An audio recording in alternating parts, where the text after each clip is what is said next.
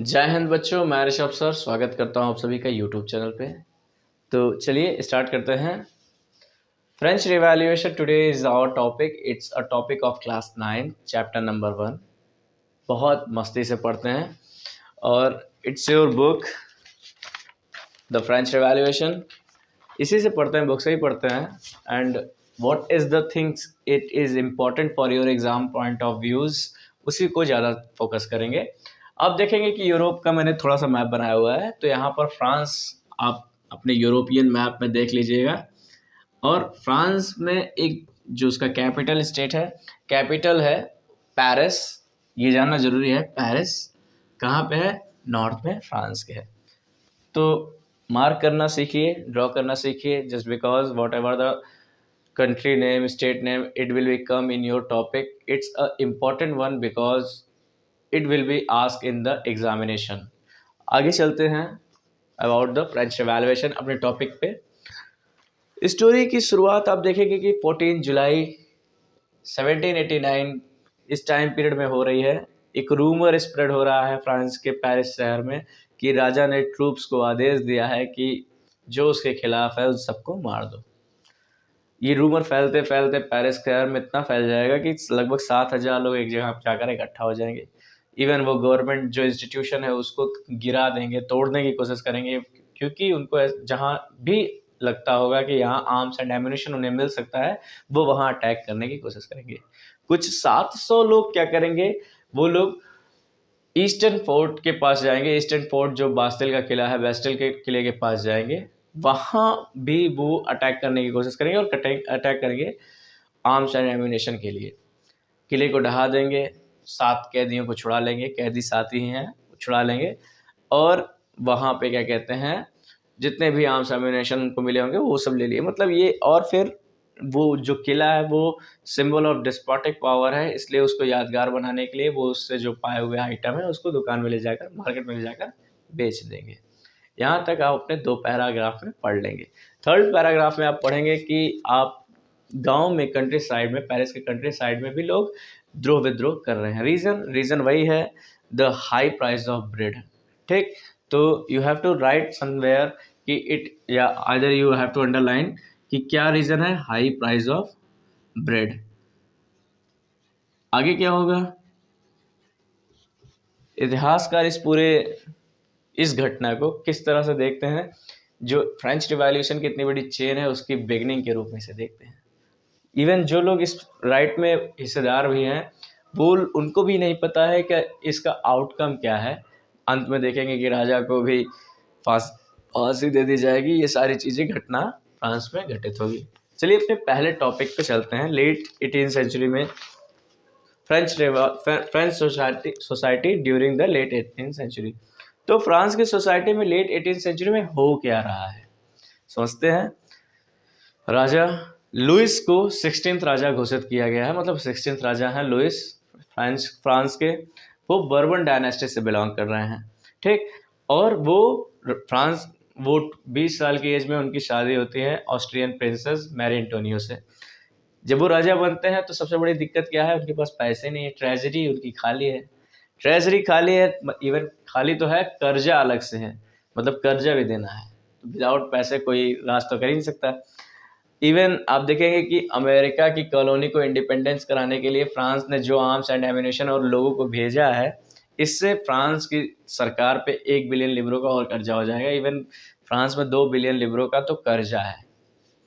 अब कर्जा होने के से क्या होगा कि जो साहूकार जिन्होंने इस पैसे को दिया हुआ है, वो इस पे 10% इंटरेस्ट से पैसे लेते हैं, इंटरेस्ट देना पड़ता है।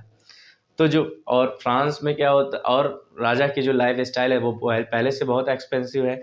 इवन जो आर्मी है, here it is written at here कि to meet its regular expenses such as the cost of maintaining an army, the court, running government offices and university, इन सब में भी पैसा खर्चा होता है। तो ये सारी चीज़ों को मेंटेन करने के लिए सरकार क्या करेगी, टैक्स को इंक्रीज करने की कोशिश करेगी। अब टैक्स की बारी आई है तो सोसाइटी के बारे में समझ लेते हैं। तो फ्रांस की जो सोसाइटी है वो 3 पार्ट में डिवाइड है। फर्स्ट वन, ई स्टेट में क्लर्जी लोग आते हैं। सेकंड वन में क्या कौन आता है, पहले में क्लर्जी, और सेकंड में नोबल, एंड थर्ड वन में प्लीजेंट्स लोग आते हैं जो बाद में मिडिल क्लास लोग हो जाएंगे। तो अब टैक्स कौन दे रहा है? यही प्लीजेंट लोग दे रहे हैं, ये तीसरे वाले दे रहे हैं। समझ में आई बात? और इस तीसरे वाली की कंडीशन क्या है, आई टेल यू, कि इसकी आबादी फ्रांस में वैसे तो बहुत ज़्यादा है, 90% है, लेकिन इनके पास फ्रांस की पूरी परिसंपत्ति, वहाँ के लैंड, वहाँ के जितनी ज़मीनें हैं उसके हिसाब से इसके पास 40% भी ज़मीन नहीं है। और ऊपर की जो दो कम्युनिटी है जिसको प्रिविलेज प्राप्त है, टैक्स लेते हैं, देते नहीं हैं, उनकी उनकी पूरी पॉपुलेशन 10% होगी, लेकिन फ्रांस के 60% रिसोर्स पे इनका अधिकार है, मतलब वहाँ पर 60% जितनी ज़मीनें हैं सब इस पर इनका अधिकार ज़्यादा है। यहाँ तक आप पढ़ लेंगे। तो जब ज़मीनें इनके पास है तो जो लोग इनकी ज़मीन पे काम करेंगे, यानी फेडरल सिस्टम, फ्यूडल सिस्टम लागू रहेगा। ये लोग काम करें, एज अ दास काम कर रहे हैं, तो ये सारी चीज़ें क्या कहते हैं, एज अ नौकर ये काम करें, पैसा पे करें अपने सामंत को, फ्यूडल सिस्टम। ये ओल्ड रिजाइम में, यानी ये 1789 से पहले ऐसा सिस्टम ये लोग फॉलो अप कर रहे होते हैं। आगे क्या होती है स्टोरी में थोड़ा समझते हैं कि आप देखेंगे कि जो फर्स्ट स्टेज से आए लोग हैं, क्लर्जी, इनको ये टैक्स लेते हैं। थर्ड स्टेज से किस रूप में, उस टैक्स का नाम लिखा होगा, आप देखेंगे टिथ टैक्स ये लेते हैं, और टैली टैक्स नोबलिटी लोग लेते हैं। नोबल लोग कौन सा टैक्स लेते हैं? टैली, याद रखिएगा, टिथ एंड टैली। और इवन कुछ इनडायरेक्ट टैक्सेस तो वहाँ पर पहले से इम्पोज किए हुए थे। आगे चलते हैं, यहाँ तक की कहानी आप पढ़ लेंगे। आपका पहला टॉपिक स्टार्ट होगा, the struggle to survive. 1.1 topic है, द स्ट्रगल टू सर्वाइव। थोड़ा इरेज कर देते हैं।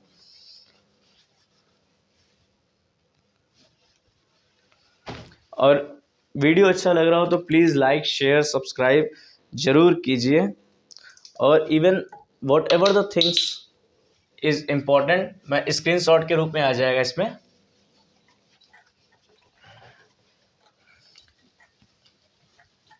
पहला टॉपिक द 1.1 टॉपिक है, द स्ट्रगल टू सर्वाइव। चलिए उस पर काम करते हैं।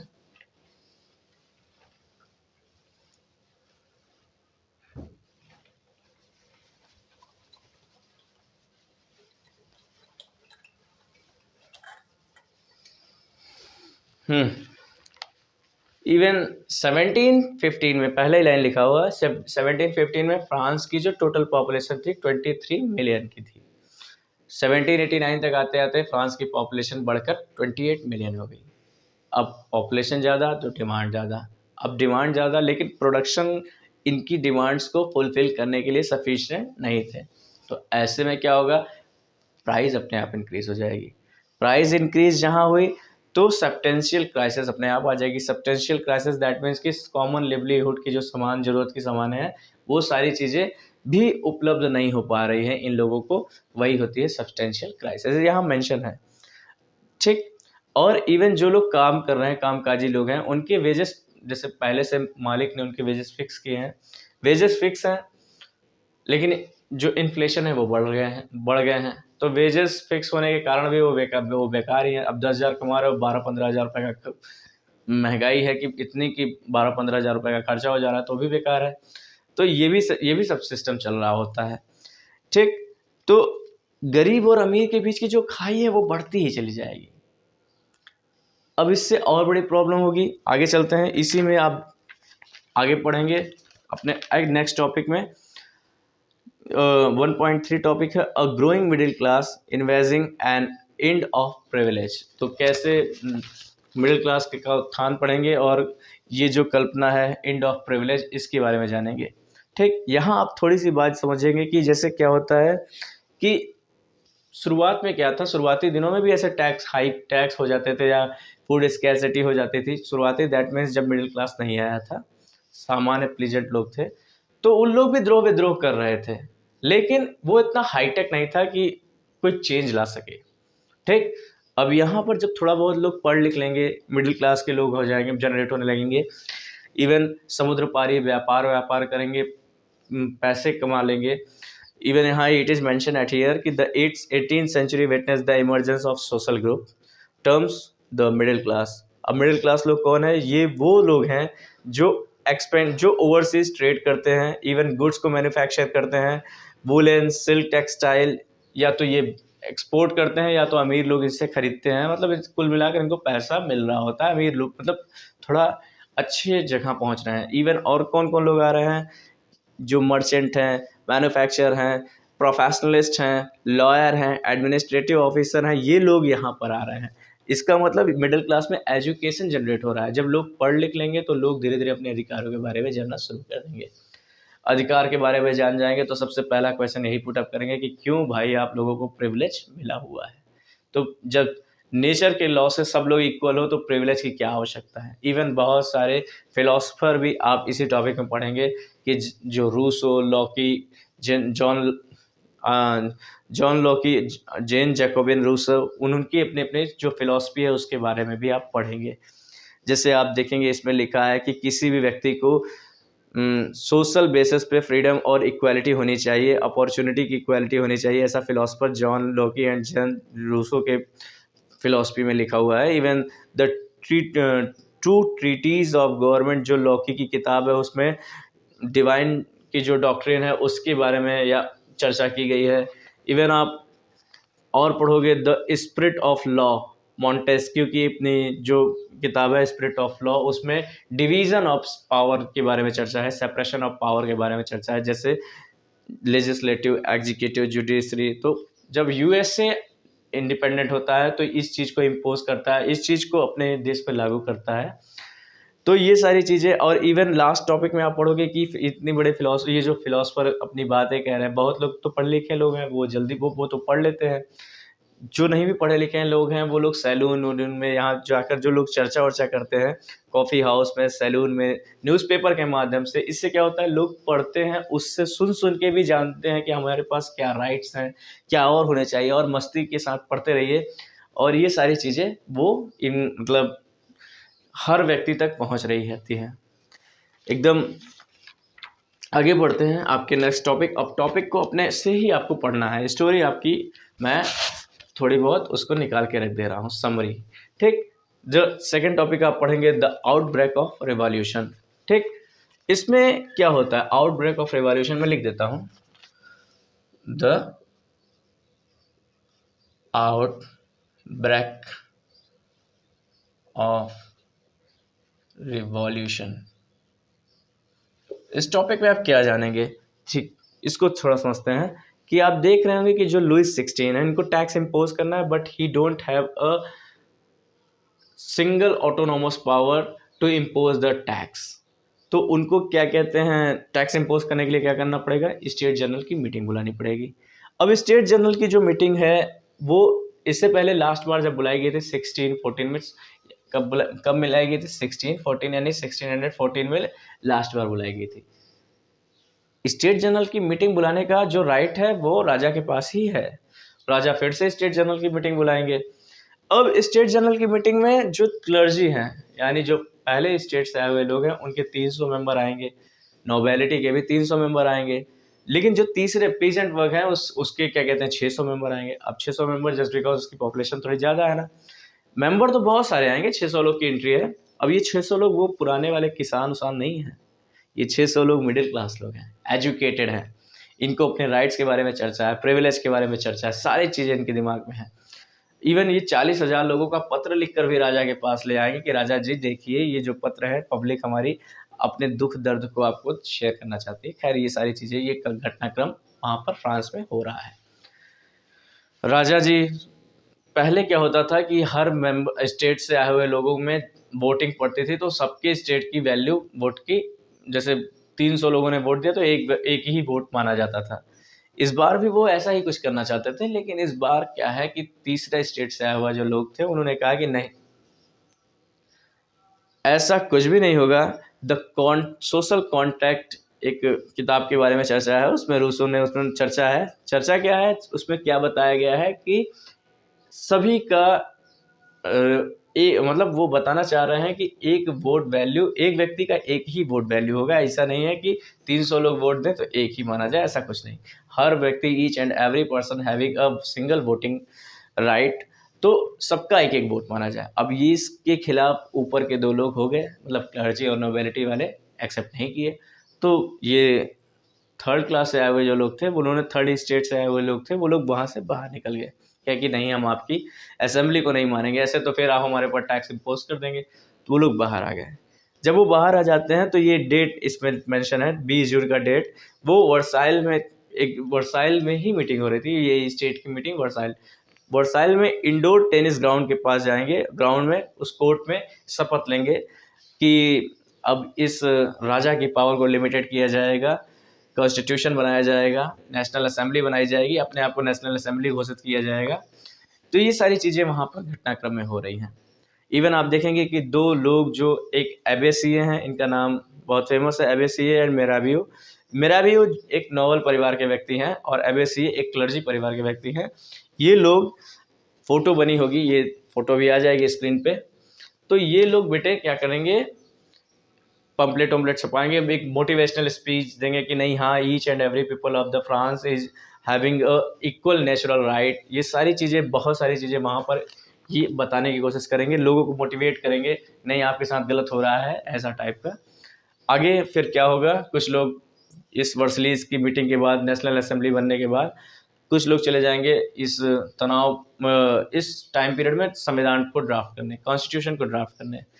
स्थिति फ्रांस की क्या है ये समझते हैं। स्थिति ये है कि विंटर का टाइम पीरियड आने वाला है, फिर वही स्थिति पूरी टर्मोल है, मतलब उथल पुथल की स्थिति वहाँ पर चल रही है। रीज़न क्या है कि bad harvest, price of bread rose, of taken ये सब सारी चीज़ें, हार्वेस्ट ख़राब है, प्राइस महंगा है। इससे क्या होगा कि आप देखेंगे कि एक स्टोरी में आप देखेंगे कि एक लेडी एक दुकान पर अटैक कर देती है छीनने के लिए, ब्रेड मतलब भूख इतनी, तलब इतनी ज़्यादा कि उसको छीनने के लिए उसने ब्रेड पर अटैक कर दिया। लोग, तो इससे क्या हुआ, सब जगह ऐसे फिर द्रोह विद्रोह होने लगा, राइट होने लगी। तो राजा ने क्या किया, राजा ने ट्रूप्स उतारे। रीज़न क्या, राजा का रीज़न इंटेंशन ये था कि लॉ एंड ऑर्डर मेंटेन हो सके, लड़ाई झगड़े ना हो, अराजकता ना फैले। लेकिन इसका लोगों ने रूमर क्या ले लिया कि राजा ने ट्रूप्स उतारा है हमें जान से मारने का, तो इसलिए वो 14 जुलाई को इतनी बड़ी क्रांति की शुरुआत हुई। समझ में आई बात। अब यहाँ तक का टॉपिक आपका क्लियर। आगे का टॉपिक ये है कि अब गांव में क्या हो रहा है, जैसे गांव में मैन्योर लोग हैं, मतलब कंट्री साइड में मैन्योर लोग हैं, तो वहाँ पे लोगों के साथ क्या रूमर उड़ गया, मैन्योर मतलब जो बड़े जागीरदार लोग हैं, लोगों को रूमर हुआ कि मैन्योर भी ने क्या कहते हैं वहाँ पे भी सेना उना उतार दी है, और जो आपके घरों, मतलब घरों को तोड़ देगी, या जो ये खिलाफत कर रहे हैं उनके खिलाफ एक्शन लेगी, ये सब टाइप का। तो इससे क्या हुआ कि पब्लिक ने भी इस क्या कहते हैं, वहाँ गांव की साइड भी, कंट्री साइड भी पब्लिक क्या हुआ, वो भी राइट करने को उतर आई एकदम।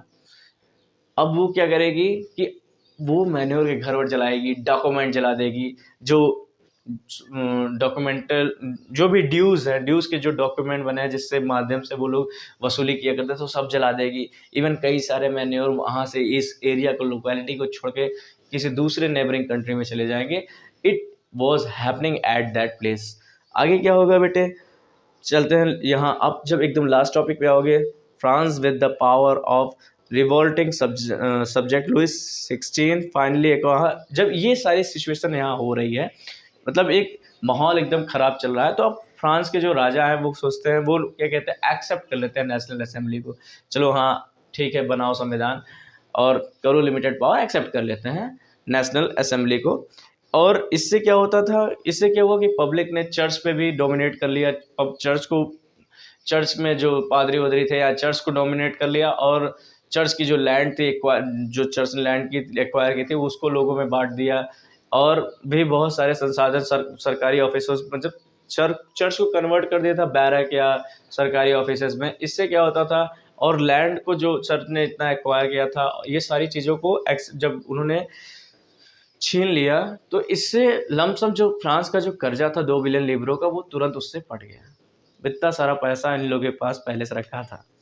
आगे चलते हैं थोड़ा, आप अपने नेक्स्ट टॉपिक में पढ़ोगे, नेक्स्ट टॉपिक नहीं 2.1 France become a constitutional monarchy. आपकी ये टॉपिक है 2.1 France become a constitutional monarchy. इसमें क्या पढ़ोगे कि नेशनल असेंबली जो है एक तरफ संविधान ड्राफ्ट कर रही है, और ड्राफ्ट कब तक करेगी, 1791। संविधान बन गया इस टाइम पीरियड में। इसने ये मोनार्की की पावर को कैसे लिमिटेड किया इसके बारे में पढ़ेंगे कि जो एक हाथ के अंदर जो सत्ता थी कि being concentrated in the hand of one person were now separated and assign to a different institution. वो एक हाथ के में जो सत्ता थी उससे छीन कर इंस्टीट्यूशन में सत्ता को रख दिया गया कि जितने सारे इंस्टीट्यूशन है, अब जैसे सरकार की अपनी 3 इंस्टीट्यूशन होती है, judiciary, legislative, executive and judiciary. ये सारी चीज़ों के पास पावर हो जाएगा, पावर ये इंस्टीट्यूशन में सेपरेट किया जाएगा, डिवाइड किया जाएगा, ऐसे किया जाएगा। ठीक, तो लेजिस्लेटिव में कौन है बेटे? वही नेशनल असेंबली। हियर एक फिगर आएगा ब्लू बॉक्स में, लेजिस्लेटिव, एग्जीक्यूटिव एंड जुडिशरी, ये फिगर है। ठीक, लेजिस्लेटिव में कौन लोग हैं? National assembly. और नेशनल असेंबली जो है बेटे ये इलेक्टेड होती है। कैसे? अब वो इलेक्टेड के लिए active member and passive member का सिद्धांत आपको थोड़ा पढ़ना है। एक्टिव मेंबर कौन है बेटे? एक्टिव मेंबर वो है जो अपने पूरे वेजेस से, जो एक महीने के 30 दिन के काम में इतने वेजेस कमाते थे, उसके 3 दिन की वेज को टैक्स के रूप में पे कर रहे हैं, वो लोग एक्टिव मेंबर हैं। ठीक, महिलाएं पैसिव मेंबर है, जो लोग नहीं टैक्स पे करते वो भी पैसिव मेंबर में है। तो यानी ज़्यादा से ज़्यादा पॉलिटिकल अथॉरिटी किसके पास है? एक्टिव मेंबर के पास है। They are having a political rights. महिलाओं को कोई राजनीतिक अधिकार नहीं प्राप्त हुए। ठीक, तो जिनको अधिकार नहीं प्राप्त हुए वो क्या करेंगे? वो क्लब बनाएंगे, द्रोह करेंगे, वो आगे पढ़ेंगे। चलिए आगे देखते हैं कि इतनी चीज़ें समझ में आ गई बात। वोट कौन दे रहे हैं उस टाइम पीरियड में? जो 25 ईयर्स से एबव हैं। ये जो नेशनल असेंबली बनाई गई है जिसने संविधान ड्राफ्ट किया है, ये डायरेक्टली इलेक्शन से नहीं है, ये इनडायरेक्टली इलेक्शन से आई हुई है। ठीक, ये सारी चीज़ें आप पढ़ेंगे। वोटिंग का पावर किसको है, एक्टिव मेंबर कौन है, ये सारी चीज़ें जानते रहिएगा। आगे आप पढ़ेंगे the constitutional began with a declaration of rights. संविधान ने और भी बहुत सारे, जैसे जो संविधान इस दिन बन के आया है 1791 को, उसने बहुत सारे राइट्स को भी बताया हुआ है। And you have to mark that right in your book कि राइट क्या है। Right such as a right to life, freedom of speech, freedom of opinion, equality before law. जो भी नेचुरल लॉ होते हैं उसके माध्यम से ये सारी राइट देने की कोशिश की गई कि नेचर के आधार पे आप सब लोग इक्वल हो, तो आपको संविधान के तौर पर भी इक्वल बनाया गया है। और इन सब राइट्स को, इन सब ड्यूटीज़, और आपकी कुछ ड्यूटी भी है, राइट्स है, ड्यूटी है, इन सबको प्रोटेक्ट कौन कर रहा है? स्टेट करेगा। राइट्स को एक बार आप अपने एक बुक में अंडरलाइन जरूर कर लीजिएगा, इंपॉर्टेंट है, डिक्लेरेशन ऑफ राइट्स। ठीक, आप नेक्स्ट टॉपिक चलोगे। टॉपिक से पहले ये ब्लू बॉक्स पढ़ोगे। ये ब्लॉक्स में अलग अलग सिंबल जो दिए गए हैं, उस सिंबल भी बहुत इंपॉर्टेंट है। जैसे पहला सिंबल आप देख रहे होगे, जंजीर टूट रही है। ठीक, इमेज आ जाएगा, जंजीर टूट रही है। तो इस जंजीर टूटने का मतलब क्या है बेटे? कि जो स्लेवरी सिस्टम है इसकी एंडिंग के बारे में चर्चा है इसमें, कि वो जो बंधन है वो टूट गया। स्लेवरी सिस्टम का बंधन को अभी एबॉलिश किया जाएगा, स्लेवरी सिस्टम एबॉलिशन। दूसरा आप पढ़ोगे कि ये बहुत सारी लकड़ियों का एक गट्ठर बना है, इसको कहते हैं the bundle of rods, the bundle of rods. इसमें क्या रिप्रेजेंट कर रहा है? अगर एक अकेला बंडल, एक अकेली लकड़ी रहेगी तो आप तोड़ लोगे। बंडल में अगर हम रहेंगे या एक साथ रहेंगे तो आप, ये यूनिटी है, टूट नहीं सकती। तीसरा आप पढ़ोगे आइस के बारे में। आइस के बारे में आप देखोगे आइस एक एनलाइटमेंट की इमेज है। ठीक, चौथा ये राजदंड या स्केप्टर पढ़ेंगे। और पांचवा आप पढ़ेंगे एक स्नैक। स्नैक्स क्या?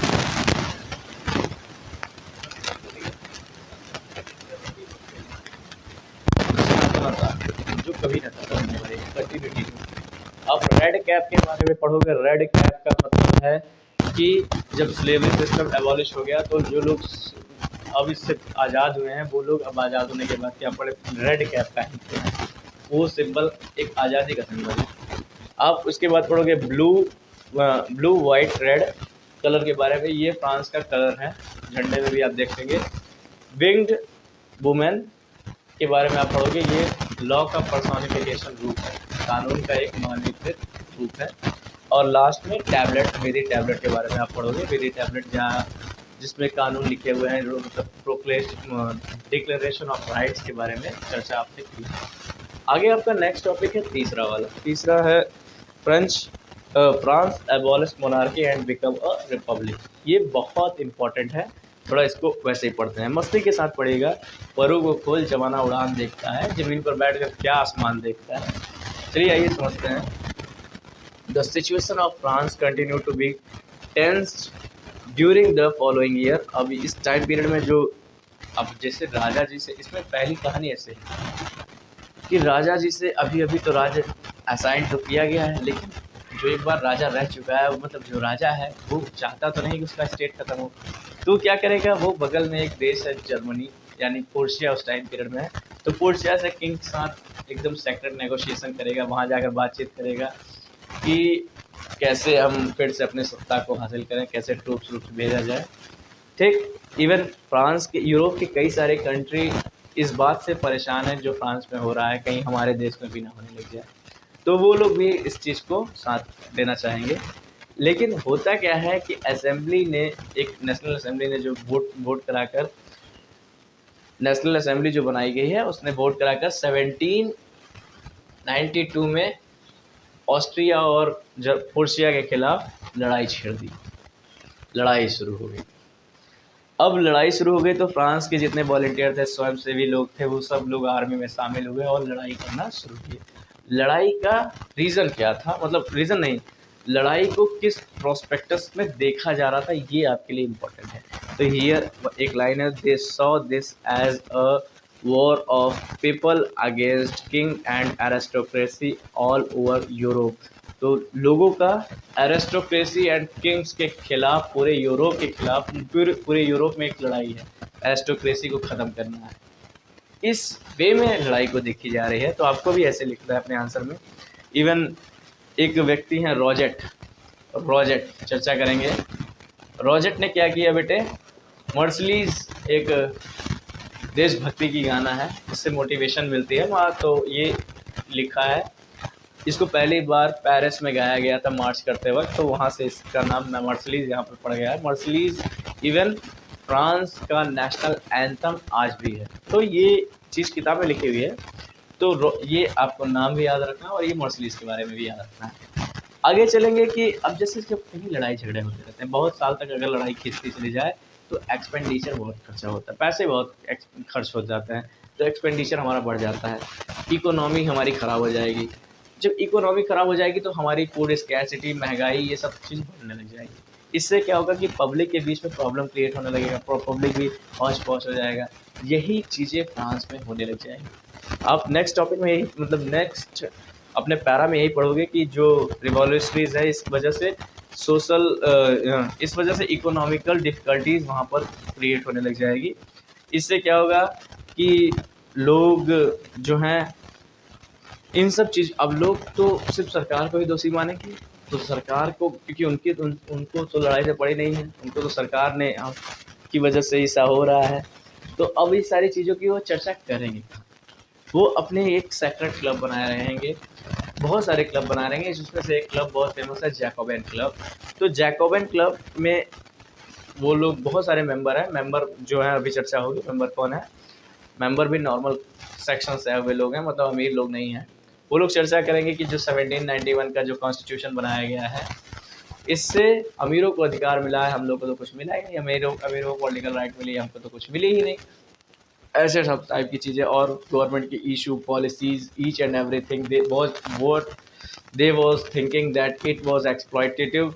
तो वो सारी चीज़ों की चर्चा वो लोग एट दैट प्लेस पे वहाँ जाकर करेंगे, जैकोबिन क्लब में करेंगे। आगे क्या होगा कि ये सारी चीज़ें चर्चा हो रही है यहाँ पे। इवन रैली, जो भी इम्पोर्टेंट रैलिंग पॉइंट है, people who wish to discuss the government policy, plan their own form of action, each and everything. तो यहाँ जैकोबियन के बारे में थोड़ा पढ़ लेते हैं। तो जैकोबियन, इवन महिलाओं ने भी अपना क्लब बनाया, वो आप सेक्शन 4 में सीखे, इसी टॉपिक में सेक्शन 4 में पढ़ेंगे। जो जैकोबियन क्लब है, इसके मेंबर नॉर्मल व्यक्ति हैं, जैसे आप देखेंगे कि स्मॉल शॉपकीपर हैं, आर्टिशियंस हैं, शू मेकर हैं, pastry cook, watch maker, printer, servant, daily wages worker, ये सब लोग यहाँ पर, you have to underline that lines, whatever the member of the Jacobin club I tell you. तो ये सब वहाँ के मेंबर हैं। इनके लीडर कौन है, मैक्सिमिलियन रोबेस्पियर। ठीक, रॉबेस्पियर एक नई तरह की पैंट पहनना शुरू करेंगे। वो पैंट जो डॉक पे काम करने वाले लोग पहनते हैं, वो थोड़ी लंबी है, एक स्ट्रिप वाली पैंट है, यहाँ लिखा है वियरिंग लॉन्ग स्ट्रिप ट्राउजर, ये पैंट पहना। और रीज़न क्या है, वहाँ जो अमीर लोग हैं वो ब्रेंचेस पहनते थे। तो एक आइडियोलॉजिकल या साइकोलॉजिकल एक अगेंस्ट का तरीका दिखाने का है कि हम आपके खिलाफ हैं और यहाँ से आपका शासन अंत होने को आया है, और हम क्या कहते हैं, मतलब एक भाव क्रिएट कर रहे हैं कि हम गरीबों का एक अलग ही फैशन ट्रेडिशन है, हम ब्रिजेस के खिलाफ हैं। इस वजह से जो मैक्सिमिलियन रॉबेस्पियर हैं उनको सेंस क्लूटी भी कहा जाता है। सेंस क्लूटी मतलब होता है, यहाँ पर लिखा है literally meaning those without knee branches, जो बिना नी जो ब्रेंचेस नहीं पहनते, जो उसके खिलाफ रहते हैं, उन सबको ये सब चीज़ कहा जाता है। और इवन ये लोग अपने में, हाँ यहाँ तक आप पढ़ लिए। इसके आगे है इन द समर ऑफ 1792, इस टॉप मतलब ये पेज पे सेकेंड पैरा, समर ऑफ 1972। इसको आप बुक से पढ़ेंगे ज़्यादा समझ में आएगा। ये समरी है, कहानी है, क्योंकि वीडियो में कहानी बताई जाती है। इसमें आप पढ़ेंगे कि 1792 में क्या होगा कि जैकोबियन क्लब एक प्लान करती है कि हम राजा के पास सारी चीज़ लेकर जाएंगे, एक राइट करेंगे, द्रोह करेंगे, इस सारी समस्या का द्रोह करेंगे। तो 10 अगस्त में पैलेस ऑफ ट्यूलेरीज में आप जाएंगे कि वहाँ पर लोग क्या कहते हैं पहुँचेंगे, एक मैस केयर करेंगे, सिपाही उपाही को मार देंगे और राजा को हॉस्टेज कर लेंगे, राजा को बंदी बना लेंगे। कारण, और फिर उसके बाद वो नेशनल असेंबली से अपील करेंगे कि हमको भी वोटिंग राइट दीजिए, ये जो एक्टिव मेंबर को दिए ये नोटंकी कर रहे हैं, ये सब नहीं, हमको भी I also want political rights. तो उसके बाद उनको पॉलिटिकल राइट्स मिलेगा। 21 ईयर ओल्ड के लोगों को भी क्या कहते हैं इलेक्शन लड़ने का अधिकार प्राप्त हो जाएगा, इलेक्शन वोट देने का अधिकार प्राप्त हो जाएगा। Either they was paying tax और not, it's not a reason, it's not a issue. तो अब इसके बाद क्या होगी, जो नई सरकार बनाई जाएगी, जो नई सरकार इलेक्ट होकर आएगी, उसको इस यहाँ पर मेंशन है the newly elected assembly was called a convention. तो अब सरकार कौन सी आएगी, कन्वेंशन। ये सरकार याद रखिएगा, पहले लुइस की थी, लुइस 16 की थी, उसके बाद नेशनल असेंबली लीड करने लगी, अब कन्वेंशन आ गया। अब कन्वेंशन जब ख़त्म होगा, अब जब तक ख़त्म होगा तब तक तो पढ़ा दें, ठीक। तो 21 सितंबर डेट क्या है, 21 सितंबर 1792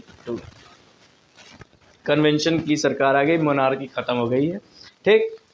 और रिपब्लिक के बारे में थोड़ी चर्चा है कि what is the meaning of Republic, और आपको ये भी बताया जाएगा कि दूसरे देशों से जाकर पता कीजिए, सर्च कीजिए, फाइंड आउट कीजिए कि रिपब्लिक वहाँ कैसे आई है, ठीक। अब यहाँ पर आप लास्ट में पढ़ोगे, लास्ट में लिखा है कि लुइस 16 साहब को sentence to death by court के द्वारा मृत्यु की सज़ा सुनाई जाती है। चार्ज क्या है, राजद्रोह, ट्रेजन, उसकी एक सज़ा है, राजद्रोह की सज़ा पे उसको मृत्यु दी जाती है। बाद में मैरी एंटोनिया का भी यही हश्र होता है, जो यहाँ तक चर्चा है। इवन अब इसके बाद का टॉपिक है 3.1, जो आपके लिए बहुत इंपॉर्टेंट है, द रिज़ाइन ऑफ टेरर। थोड़ा इसको इरेज कर देते हैं, फिर रिज़ाइन ऑफ टेरर पे चलते हैं। बहुत सारी चीज़ें लिख दी हैं। चैनल अच्छा लग रहा हो तो प्लीज़ लाइक शेयर सब्सक्राइब एक बार ज़रूर कर दीजिए, और आगे के वीडियो भी आपको इसी में मिलते रहेंगे रिलेटेड टू द NCERT। जितने भी वीडियो मैं बना सकता हूँ मैं बनाने की कोशिश करूँगा, तो एक बार आप प्लीज़ लाइक शेयर सब्सक्राइब जरूर करिएगा। रिज़ाइन ऑफ टेरर में आप पढ़ेंगे कि अब रॉबेस्पियर की सरकार आ गई है, ठीक। टाइम पीरियड वही 1793 से 94 तक जो सरकार चलेगी। रॉबेस्पियर वैसे फ्रांस के बारे में अच्छा सोचता है, लेकिन उसके अंदर एक आदत है, जो भी चीज़ इम्प्लीमेंट करनी है वो तुरंत करनी है और स्ट्रिक्टली रूप में करनी है। आप अगर किसी को कंट्रोल करने की कोशिश करेंगे तो धीरे धीरे क्या होगा, भय बन जाएगा। आप देखेंगे कि पहले पढ़ेंगे कि रॉबेस्पियर जब आता है तो बहुत ही सीवियर कंट्रोल की और पनिशमेंट की पॉलिसी को अपनाता है। जैसे जो लोग रिपब्लिकन के खिलाफ है, रिपब्लिक के खिलाफ हैं, जो इसके एनिमी हैं, जैसे वो चाहे वो एक्स नोबल से हो, क्लर्जी से हो, और या अदर पॉलिटिकल पार्टी से हो, या उसकी खुद की पॉलिटिकल पार्टी से हैं, अगर उसके विचारधाराओं से सहमत नहीं है तो उन सबको पकड़ेगा, गुलियोटिन में कटवा के मार देगा। गुलियोटिन एक मतलब एक सजा देने का एक यंत्र है, जो क्या कहते हैं, ब्लेड लगी रहती है, उसमें ब्लेड आती है नीचे और सर कट के निकल जाता है। वो डॉक्टर गुलिटिन द्वारा बनाई गई है। तो ऐसा टाइप आप मूवी में या गूगल पे सर्च करेंगे और इवन इमेज अभी आ जाएगा। तो ये एक यंत्र से मरवा देता है। इवन अब आप देखेंगे जितने रिवॉल्यूशनरी ट्रिब्यूनल थे, ट्रिब्यूनल दैट मीन्स कि जैसे अभी क्लब जैकोबन क्लब एक तरीके का ट्रिब्यूनल है, वहाँ से वो आया था। जो रिवॉल्यूशनरी ट्रिब्यूनल थे वो उसके भी खिलाफ था, उन लोगों को भी पकड़ के सेम एज इट इज़ वो सबको ऐसे डेथ वारंट कर देता था। इवन आप देखेंगे कि जो गुलिटिन के बारे में चर्चा है, गुलिटिन क्या है, डॉक्टर गुलिटिन द्वारा इन्वेंट की गई एक मशीन है, उसकी डिवाइस का पूरा एक स्ट्रक्चर दिया गया है। आगे आगे देखेंगे रोबेस्पियर की जो गवर्नमेंट है बेटे, वो बहुत सारे लॉ को यहाँ पर इम्प्लीमेंट करने की कोशिश करेगी। जैसे वो सीलिंग, वेट, इन सबको इस क्या कहते हैं, एक बार ceiling, wages, price, even meat और ब्रेड को ही राशनिंग करेगी। मीट और ब्रेड का राशन तय कर देगी कि इससे महंगा आप नहीं बेचेंगे। इवन किसानों पर प्रेशराइज किया जाएगा, फोर्स करेंगे कि किसान लोग, आप लोग अपने अनाज को शहर में लाकर तुरंत बेच दीजिए, स्टोर करने की कोई आवश्यकता नहीं। इस सब टाइप की फोर्स करेंगे। कर तो फ्रांस के लिए अच्छा रहा है कि अब अगर दाम तय कर दिया इतने में ही रोटी मिलेगी तो सबको आसानी से मिल जाएगा। इवन जो बहुत ख़ास किस्म का आटा होता है सफ़ेद सफ़ेद, उसको इसने बैन कर रखा है, क्योंकि ये चाहता है कि इक्वालिटी रहे। कोई हम बहुत महंगा आटा नहीं खाए, वही सब लोग चोकर वाला आटा खाएं। ये सारी चीज़ें यहाँ मेंशन है। इवन किसी को सर और मैम करके नहीं इंडिकेट किया जाए, सब लोग को फ्रांस का नागरिक यानी सिटीजन कहकर इंडिकेट किया जाए। इक्वलिज्म पे बहुत कार्य कर रहा है। लेकिन आप देखेंगे इवन ये चर्च को, बहुत सारे चर्च को बंद करा देगा और चर्च को का जो प्लेस है उसको बैरक के रूप में या गवर्नमेंट बिल्डिंग के रूप में यूज़ करने की कोशिश करेगा, मतलब गवर्नमेंट बिल्डिंग घोषित कर देगा।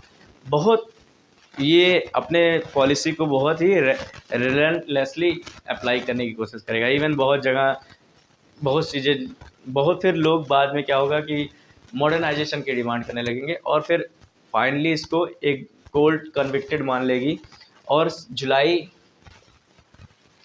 1794 में इसको कन्विक्टेड मान के, और जुलाई 1794 में इसको अगले दिन जाकर गुलिटिन से इसको भी कटवा कर इसको मार देंगे। मतलब इसका भी यही अंत हुआ रोबेस्पियर, और ये आपको जानना है, बहुत इंपॉर्टेंट है। आगे आप पढ़ेंगे a directory rule in France. तो अभी तक क्या था, एक आदमी राज कर रहा था। अब रोबेस्पियर मर गए तो फिर से किसकी सरकार आ गई, मतलब फिर से कौन आ गया पावर में आ जाएगा, वही मिडिल क्लास। मिडिल क्लास जिनको आप कॉन्स्टिट्यूशन लिखा गया था, तो कॉन्स्टिट्यूशन में नो जो प्रॉपर्टी नहीं रखते उनको कोई वोटिंग राइट तो थी नहीं। तो मतलब मिडिल क्लास फिर से आ जाएगा। मिडिल क्लास इस चीज़ को इम्प्लीमेंट करने की कोशिश करेगा कि देखिए यहाँ पर एक काउंसिल बनाएगा, 2 लेजिस्लेटिव काउंसिल, वो डिसाइड करेगी, डायरेक्टली डिसाइड करेगी 5 डायरेक्टरी, मतलब डायरेक्टरी में 5 मेंबर की डायरेक्टरी शासन को शुरुआत करेगा। डायरेक्टरी रूल की शुरुआत 5 मेंबर। कोशिश ये रहेगी कि जैसे अभी तक क्या था कि एक आदमी, single person having a lot of power and he is taking whatever he want to do for the France, तो वो इम्प्लीमेंट करा देता था। यहाँ इससे जस्ट डिफरेंट है कि 5 लोग रहेंगे तो लड़ाई नहीं होगी भाई, 5 लोग अपने आप से सहमत से कोई भी चीज़ पॉलिसी को डिसीजन लेंगे, फिर उसके बाद इम्प्लीमेंट करेंगे। लेकिन प्रॉब्लम यहाँ ये हो जाती है कि ये पाँचों आपस में ही लड़ते झगड़ते रहते हैं। इसने एक नई दिशा दे दी आर्मी की एंट्री से, नेपोलियन की एंट्री की। नेपोलियन कौन है, एक जो सैन्य कमांडर है, वो अलग अलग देशों में जाकर लड़ाई करके फ्रांस के लिए जीत रहा है और लोगों के बीच में एक इमेज क्रिएट कर रहा है अपने हीरो की। उसके आने की दिशा दे दी डायरेक्टरी ने।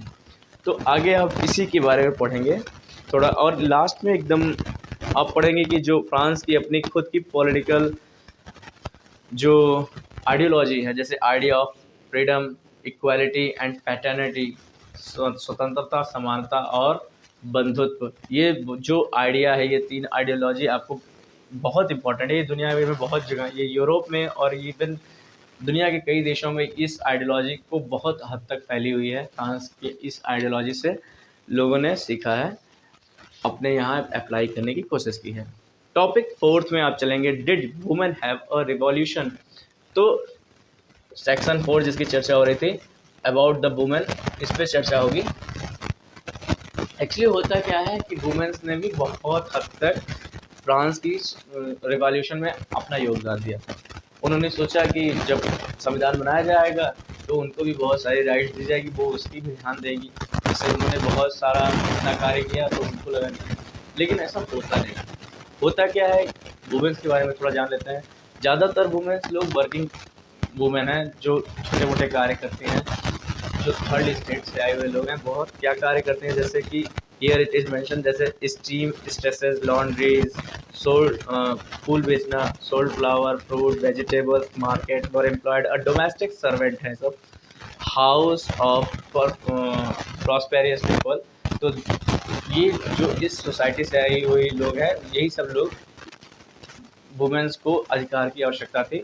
अधिकार तो सबको आवश्यकता है, इवन जो बहुत पढ़े लिखे लोग हैं, पढ़े नहीं मतलब जो अमीर लोग हैं, उनके बच्चे पढ़ते लिखते थे और शादियां हो जाती थी, ज़्यादा उनके बारे में कोई चर्चा नहीं है। इनके बारे में चर्चा इसलिए है क्योंकि ये लोग दो दो जिम्मेदारियां दिखा रही थी। घर पे भी अपना एक फैमिली की रिस्पॉन्सिबिलिटी थी, उसको भी ये लोग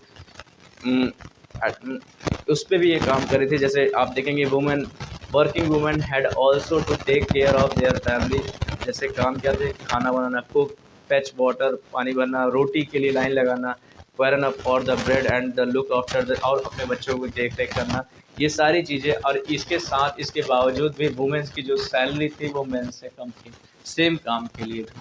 तो इनकी कंडीशन थोड़ी ख़राब थी, ख़राब कह सकते हैं। इस वजह से ये लोग भी सोसाइटी बना रहे थे, मतलब सीक्रेट सोसाइटी टाइप की क्लब बना रहे थे। इवन फ्रांस में आप देखेंगे 60 से भी अधिक सोसाइटी के बारे में चर्चा है। एक बहुत ही इंपॉर्टेंट सोसाइटी है the society of revolutionary and Republican women. ये बहुत इंपॉर्टेंट है, इस पे आप अंडरलाइन कर लेंगे। कारण क्या है, ये वुमेन्स की पॉलिटिकल राइट्स पे काम कर रही थी। ये चाहते थे कि वुमेन्स को भी राजनीतिक अधिकार मिले। इवन इनके भी वुमेन्स के भी मेंबर नेशनल असेंबली या कन्वेंशन में जाए, बैठे, जिससे क्या होगा कि वो वहाँ से बैठकर क्या कहते हैं, यहाँ के इन लोगों के भले के बारे में सोचेंगे, कार्य करेंगे। ठीक, तो इनकी क्या डिमांड थी? Demand you have to underline they demanded the right to vote, to be elect to the assembly and hold the political office. तो ये इनकी डिमांड थी कि वोटिंग के अधिकार हो और पॉलिटिकल ऑफिस में भी इनका अधिकार हो, वहाँ पर भी हम जाएं, वहाँ पर भी क्या कहते हैं हमारे लोग पहुँचे। ये इतनी सारी डिमांड थी। ठीक, ऐसा नहीं था कि पूरी तरह से इनको दबाया जा रहा था। कुछ अधिकार सरकार द्वारा दिए गए थे, उस अधिकार के बारे में थोड़ी चर्चा कर ली जाए। जैसे अधिकार दिए थे कि सभी लड़कियों के लिए एजुकेशन को कंपलसरी कर दिया गया। जैसे यहाँ it is mention at here, together with the creation of state school, schooling was made compulsory for all girls. तो स्कूलिंग को कंपलसरी कर दिया गया। इसके अलावा और क्या काम किया गया कि जैसे अब एजुकेशन आएगा तो मैरिज के लिए लोग, शादियाँ होगी तो इससे इच्छा, महिलाओं की इच्छा पूछी जाएगी। जब पढ़ लिख लेंगे तो जो ज़बरदस्ती शादियाँ वदियाँ करा देंगे, तो ऐसा नहीं होगा, आप पूछेंगे। तो ये राइट टू चूज़ या डिवोर्स जब आपको लेना हो तो उसके लिए कुछ नियम सरल किए गए। सरल क्या, दैट मीन्स कि जैसे जितना मेल को अधिकार है उतना फीमेल को भी अधिकार है। अगर आपको डिवोर्स लेना तो ले सकते हैं, आप भी अपील कर सकते हैं। ये सारी चीज़ों के नियम बनाए जाएंगे इनके लिए। ठीक, जो वुमेन्स हैं उनके लिए। आगे इससे क्या होगा कि लोग थोड़ा पढ़े लिखेंगे, बाद में एजुकेशन का रास्ता खुलेगा, लोग आर्टिशियंस या जॉब्स या ये सब स्मॉल बिजनेस शुरू करेंगे। ये सब चीज़ें पढ़े लिखेंगे, ये सारी चीज़ें यहाँ पर शुरू है, लिखी हुई है। आगे आप देखेंगे, अच्छा एक टाइम पीरियड आता है जब रिजाइन ऑफ टेरर चल रहा होता है। तो रोबेस्पियर के टाइम पीरियड में वुमेन्स की जो सीक्रेट क्लब थे, रोबेस्पियर ने बहुत ही आतंक किया था। जो कई सारे वुमेन्स को ऐसे जो सीक्रेट क्लब चला रहे थे उनको पकड़ के फांसी वासी दे दी, सजा दे देता था। और इससे क्या होता था, मतलब उनकी पॉलिटिकल राइट्स नहीं देना चाहता था। इवन वुमेन्स के लिए बहुत बाद में, बहुत अंत तक लड़ाई चलती है। कई डिकेड्स बाद वुमेन्स को पॉलिटिकल राइट्स प्राप्त होती है। यहाँ लिखा है, it was finally in 1946 that women in France won the right to vote. तो 1946 तक वुमेन को ये अधिकार मिला है। तो लड़कियों, मन लगा के पढ़ाई किया करो, आपके अधिकार के लिए बहुत लड़ाइयाँ लड़ी गई हैं। और आप लोग अपना अगर अच्छा समय पढ़ाई पे नहीं दोगे तो आप इस अधिकार से बाद में, जब आपके रिप्रेजेंटेटिव वहाँ नहीं पहुँच पाएंगे तो आप लोग धीरे धीरे वंचित होते चले जाओगे। तो आप खुद अपना रिप्रेजेंटेटिव बनो, अपने लोगों का रिप्रेजेंटेटिव बनो। थोड़ा पढ़ लेते हैं। टॉपिक 5 है the evolution of slavery. Topic 5 में आप पढ़ेंगे स्लेवरी की कैसे एवोल्यूशन हुई। स्लेवरी सिस्टम के बारे में आप पढ़ेंगे कि यहाँ पर व्यापारी लोग होते हैं जो इंडिगो या शुगर, टोबैको, कॉफ़ी इन सब की खेती कराने के लिए स्लेव की का इस्तेमाल कर रहे होते हैं, क्योंकि यूरोपियन अब वो तो जाते नहीं थे स्लेव एग्रीकल्चर करने, तो वो क्या करते थे, अब उनकी नीड, उनकी रिक्वायरमेंट को पूरा करने के लिए कहीं ना कहीं से तो हमको स्लेव लाना ही पड़ेगा। तो कई व्यापारी वो, जैसे यहाँ पर it is mention at here कि अब 2 पोर्ट के नाम लिखे हैं, बॉर्डियक्स एंड नानते। यहाँ से लोग जाते थे अफ्रीका, इस पोर्ट से अफ्रीका जाते थे और अफ्रीका के सौदागरों से स्लेव खरीदते थे, स्लेव लेकर आते थे और यहाँ पे जो बागान मालिक हैं उनको जाकर स्लेव बेच दिया करते थे। मतलब स्लेवरी सिस्टम पे ये हो रहा है। ठीक, अब एकदम अमेरिका और यूरोप और अफ्रीका यानी त्रिकोणीय व्यापार चल रहा है, अमेरिका, यूरोप और, हाँ ये इतना जानते रहिएगा, ट्रायंगल शेप में व्यापार चल रहा है स्लेवरी का। बाद में क्या होगा कि जब नेशनल असेंबली बनती है तो स्लेवरी सिस्टम पे बिल तो बनाया जाता है, लेकिन ज़्यादा उस पर चर्चा नहीं की जाती, क्योंकि डोमिनेशन उन व्यक्ति का ज़्यादा है उस समय, अमीरों का, जो स्लेव पर पूरी निर्भर अपनी व्यापार चला रहे होते हैं, तो इस पर ज़्यादा काम नहीं होता। लेकिन बाद में जब कन्वेंशन जो मैंने आपको पढ़ाया था, कन्वेंशन की सरकार आती है तो उसने स्लेवरी सिस्टम को एबॉलिश कर देते हैं। ठीक, स्लेवरी सिस्टम कुछ दिन के लिए एबॉलिश रहता है, बहुत ज़्यादा दिन तक नहीं, 8-10 सालों बाद नेपोलियन की सरकार आती है, नेपोलियन फिर से उसे शुरू कर देता है। एट द एंड फिर से हमें अफ्रीकन निगरों को पकड़ के ले आया जाता था, वो स्लेवरी कार्य कराई जाती थी अपने इकोनॉमिक इंटरेस्ट के लिए। स्लेवरी फाइनली रूप से कब जाकर खत्म हुआ, यहाँ पर मेंशन है, slavery was finally abolished in France colony इन 1848। तो ये भी चीज़ आपको मार्क करना है, इम्पॉर्टेंट है। चलते हैं अपने 6th टॉपिक धीरे धीरे कंप्लीट हो रहे हैं। मेहनत से पढ़िए, मस्ती से पढ़िए, जोश में पढ़िए, एकदम नींद में ना रहिए। ठीक, 6th टॉपिक है the revolution and everyday life. तो रिवॉल्यूशन के साथ साथ एवरीडे लाइफ के बारे में चर्चा करते हैं। तो पहले इसमें आप बहुत इंपॉर्टेंट चीज़ पढ़ेंगे कि लोग पहले क्या होता था, सेंसरशिप जो लॉ था, पहले इसको एबॉलिश करने के बारे में, सेंसरशिप के बारे में समझ लेते हैं।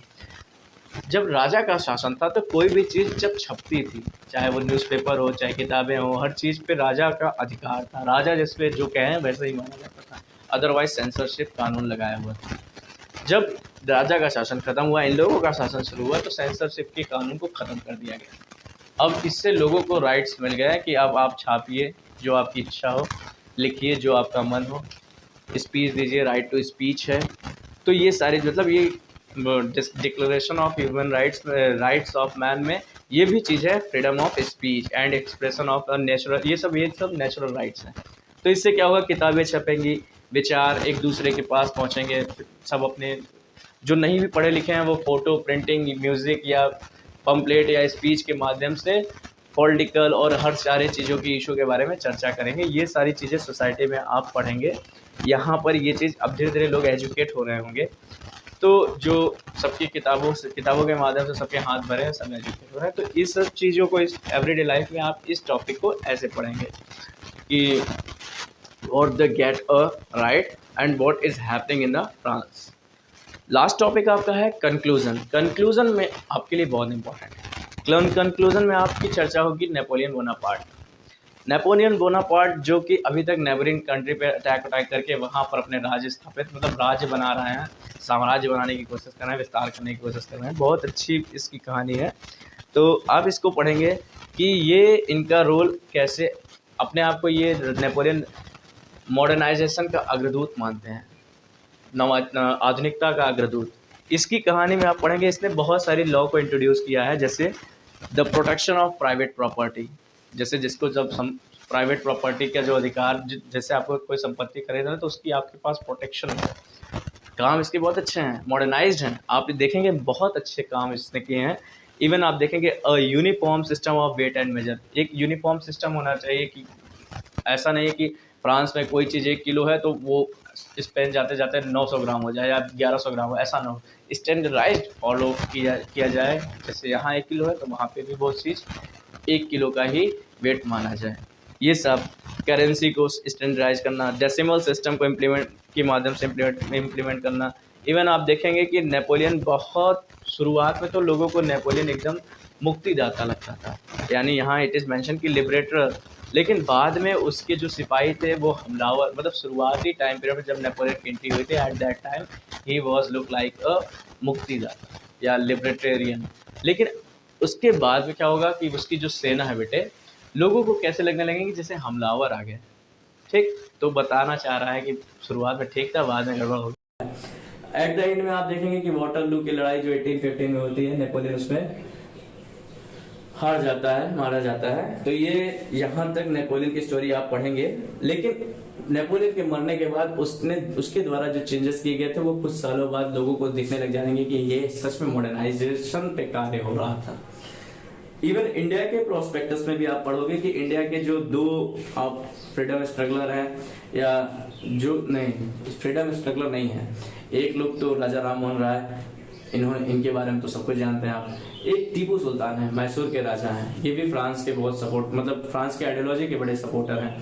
ठीक, आइडियोलॉजी के बारे में चर्चा हो चुकी है। आइडियोलॉजी क्या है आप समझ रहे हैं कि फ्रीडम, जो मैंने स्वतंत्रता, समानता, बंधुत्व के बारे में चर्चा की, बंधुत्व, फ्रेटर्निटी, इक्वलिज्म और फ्रीडम, ये सारी आइडियोलॉजी को इन लोग भी अपने जीवन काल में, मतलब अपने कार्यों में उतारे हुए हैं, मतलब इनसे इंस्पायर्ड है फ्रांस की इस आइडियोलॉजी से। तो यहीं तक आपका टॉपिक है। मस्ती के साथ पढ़िए, जोश में पढ़िए। वीडियो अच्छा लगा तो प्लीज लाइक, शेयर, सब्सक्राइब जरूर कीजिएगा। मिलते हैं अपने नेक्स्ट वीडियो में। जय हिंद।